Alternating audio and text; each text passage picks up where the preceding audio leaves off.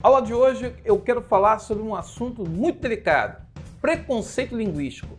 Quantas vezes você já não presenciou na internet, no dia a dia, situações em que as pessoas são preconceituosas por conta da origem socioeconômica, por conta da questão regional? Quantas vezes? Sobre isso que nós vamos falar na aula de hoje. Vem comigo porque a aula é muito especial. Te espero!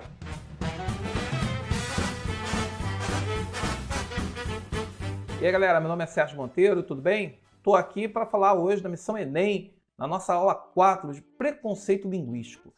É um assunto que o Enem, uma hora ou outra, resgata, uma hora ou outra coloca aí, e é muito interessante que a gente entenda como que esse preconceito linguístico, ele se manifesta, ele se organiza no dia a dia e faz com que as pessoas se sejam discriminadas, sejam marginalizadas, e muitas vezes por uma questão mesmo de preconceito. Quer dizer, a pessoa, para poder ter algum tipo de poder, ela adota o preconceito para poder marginalizar e para deixar a pessoa de lado, deixar a pessoa sem o direito, sem ter voz na sociedade.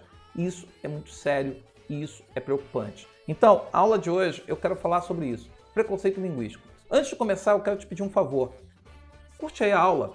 Dá uma curtidinha, aquele likezinho, não custa nada, você bota assim, e eu vou te pedir que você se inscreva no canal. Pessoal, o canal do Monteiro sempre foi o canal do UERJ, e a UERJ, o calendário vai ficar para depois do Enem. Então a gente está fazendo aulas voltadas para o Enem. E se você puder dar aquela curtida, se inscrever no canal, você vai ter acesso a mais de 200 aulas, sobre assuntos que são relacionados ao Enem. Então, entra aqui no canal, tudo é 0800, aula feita de graça para você, para poder popularizar e democratizar o acesso à educação.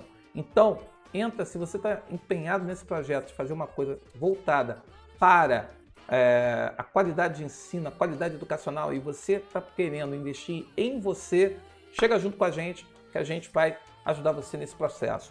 E aí, o que é um preconceito linguístico? Aí eu perco o Marco Banho, que é um professor, linguista, filósofo, que diz que preconceito linguístico é um juízo de valor negativo às variedades linguísticas das camadas de menor prestígio social.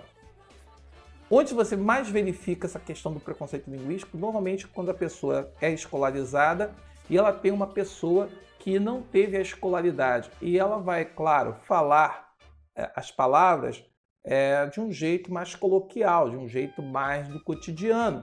E as pessoas vão usar isso para poder discriminar, diminuir, desmerecer a pessoa.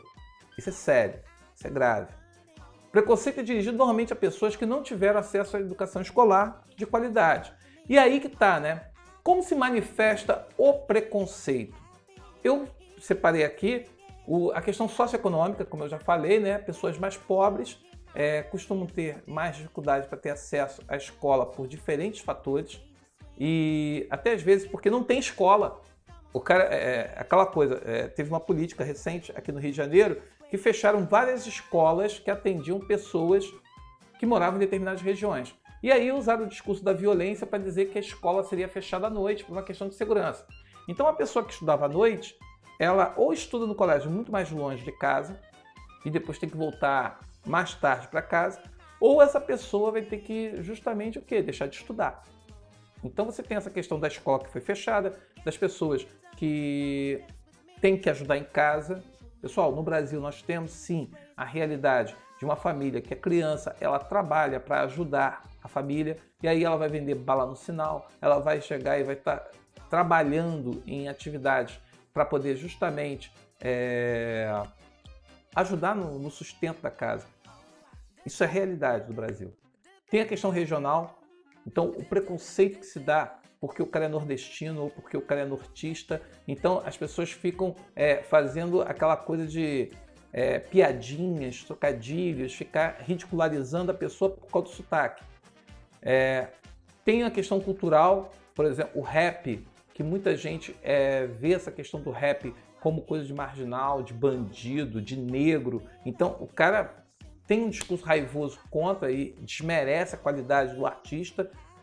Tem a questão do grafite, que pô, tem tantas coisas geniais no grafite e as pessoas têm esse discurso de querer desqualificar o grafite. Não é à toa que o grafite cai na prova do Enem e pede para você refletir sobre o papel do grafite e a importância como uma manifestação cultural das pessoas. É muito importante porque as pessoas ficam falando, porque o cara da favela não produz nada. Como não produz? O cara produz música, o cara produz samba, o cara produz rap, o cara produz ao funk. Cara, o funk, esse funk que você hoje ataca dizendo que ele é sexual, ele é proibidão, lembre-se que os funks do passado, que eram aqueles que falavam do problema da comunidade, que falavam sobre os problemas que aconteciam dentro da comunidade, esses funks não tinham muita repercussão. Depois que veio essa onda proibidão, a mídia começou a dar voz para esse proibidão. E o proibidão tem aí uma questão comercial que as próprias classes mais altas que renegam o proibidão, quando chega na festa de casamento, na festa lá, sei o quê, todo mundo dança, porque a culpa é do álcool. Aí todo mundo dança. E aí tem a questão de querer vulgarizar e diminuir a arte que é produzida pelos garotos, pela rapaziada lá nas comunidades. Assim como o sertanejo. Não estou falando de sertanejo universitário, sertanejo comercial. Estou falando de sertanejo, a música sertaneja mesmo. Aquela música que vai falar da realidade do homem que mora no campo. Sofre preconceito. Você tem a questão do racismo. Contra os elementos, veja bem, eu falei do rap, falei aqui da questão do funk, mas tem também toda essa questão da religiosidade negra que sofre o preconceito, que as pessoas associam a coisas negativas. Infelizmente, nós temos pessoas que têm o poder e o poder da fala, tem a presença da fala e que colocam a cultura negra como algo menor, ignorando o tamanho do continente africano e usando a ignorância das pessoas para ignorar a riqueza e pluralidade do continente africano e o quanto nós temos ali de aprendizado ali no caso para poder retirar e aprender, mas isso não vem ao interesse de grupos que querem diminuir o papel do negro na sociedade. Por isso que é tão importante a gente ter o Silvio Almeida, uma Djamila, pessoas que estão assim, dando voz, Maria Evaristo Soares, que são pessoas expoentes que colocam a questão do negro dentro da sua posição, dentro da sua importância e dão a relevância necessária para esse debate. A homofobia, expressões do LGBT, tivemos uma questão polêmica que o cara falava da linguagem e aí pessoas mal intencionadas já foram logo fazendo o quê? Começaram a falar que era uma questão que estava ensinando a criança a ser, no caso, a ser homossexual e coisas desse tipo. Parece até que o homossexualismo é ensinado, né? Tem homossexual que passa a ver novelas de homem beijando mulher e nem por isso ele deixa de ser homossexual. Então, assim, é esse tipo de coisa que a gente se fecha e cria esse preconceito. Então, assim, tudo isso o Enem procura trabalhar, discutir, debater e, claro, quando a gente não discute, fica a sensação de que não existe. Eu vejo muita gente falando, estão falando de violência contra a mulher, e essas questões, cara, violência contra a mulher sempre existiu. O problema é que não era falado. Você fala porque no momento que se fala, outras mulheres têm coragem de falar e têm coragem de discutir, debater e trazer o assunto para discussão. Então, eu pego aqui um termo que caiu no Enem, né? Ai, se um dia nós se gostasse, se um dia nós se queresse, se nós dois se empareasse, se juntim nós dois vivesse, se juntim nós dois morasse, se juntinho nós dois dormisse, se juntinho nós dois morresse, se pro céu nós dois assumisse, mas porém se acontecesse de São Pedro não abrisse a porta do céu e fosse te dizer qualquer tolice, e se eu me arriminasse e tu com eu insistisse para que eu me resolvesse e a minha faca puxasse e o bucho do céu furasse, talvez que nós dois ficasse, talvez que nós dois caísse e o céu furado arriasse e as virgens toda fugisse. Zé da Luz, Cordel de Fogo Encantado, Recife, olha que maravilha, cara, que coisa linda. E aí a questão, né, do uso do vocabulário, da forma oral, que a pessoa, ela lê, ela tem uma dificuldade às vezes de ler porque lá as pessoas falam daquela forma. E aí ele diz, né? O poema foi construído com formas de português não padrão. Não esquece. Tais como juntim, nós, talvez. Essas formas legitimam-se na construção do texto, pois... O que eu falei para vocês? As pessoas têm uma dificuldade às vezes de ler o que está escrito. Por quê? Porque as pessoas falam daquele jeito. Principalmente as pessoas da região, aqui ele está ali, as pessoas do Nordeste que falam e até mesmo escrevem desse jeito, mas o poeta ali está produzindo cordel, ele sabe que no cordel ele vai cantar. E nisso que ele canta, né, ele vai justamente o quê? Fazer escolhas gramaticais que sejam próprias daquilo que se fala no dia a dia, no cotidiano do nordestino. Por isso, veja bem, das opções que tem aqui, as formas legitimam-se por quê? Porque revela o bom humor do eu lírico do poema. Cara, tem essa questão do bom humor? Tem, mas não atende essa legitimidade.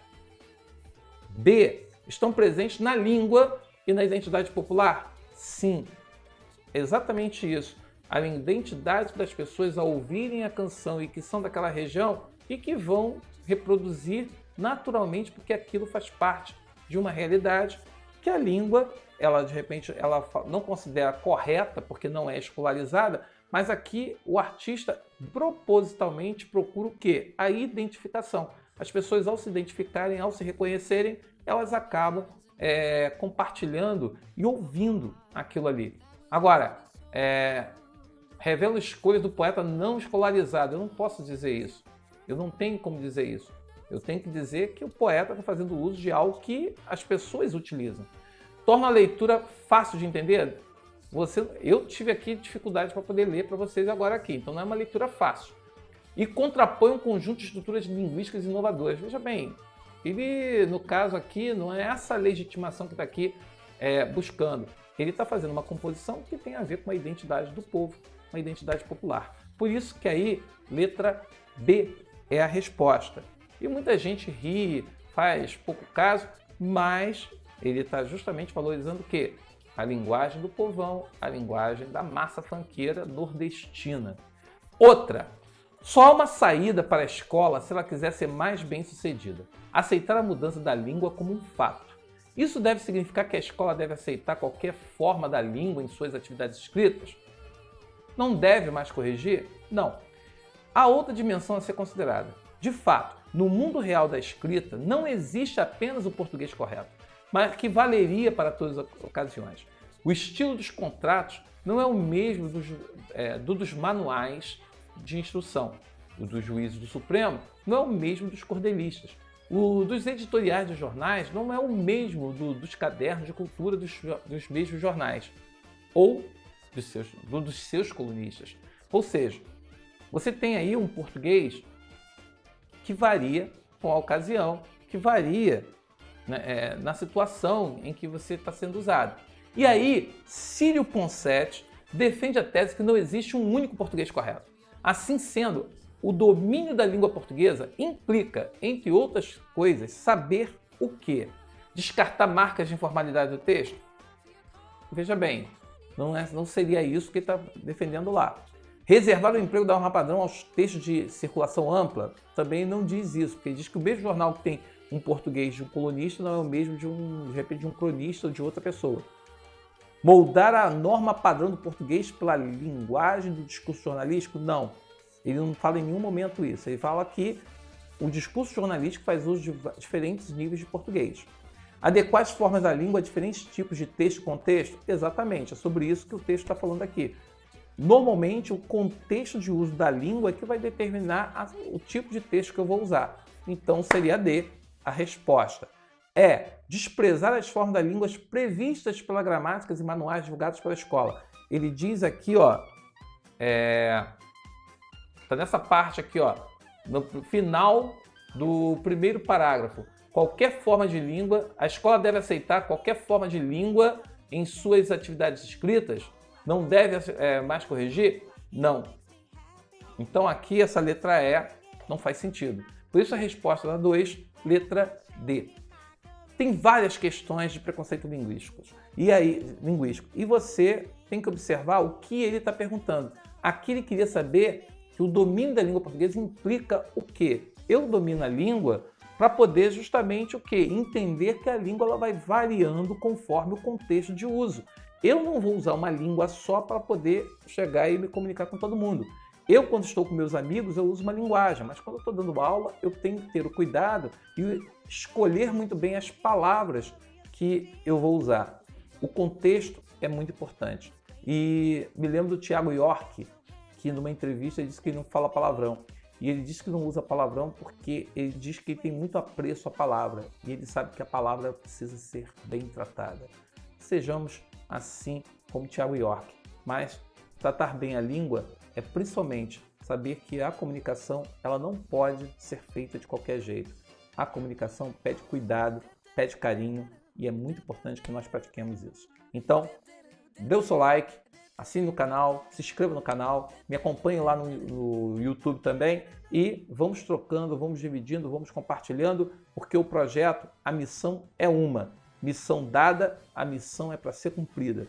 E eu vou ficar até o final, até lá na aula 45 com vocês, pronto para dizer que estou entregando um material que você pode estudar e que você pode recomendar aos seus amigos para poder entender melhor e fazer uma boa prova. Até a próxima aula e lembrando, eu e você estamos juntos e juntos somos mais fortes. Até a próxima aula.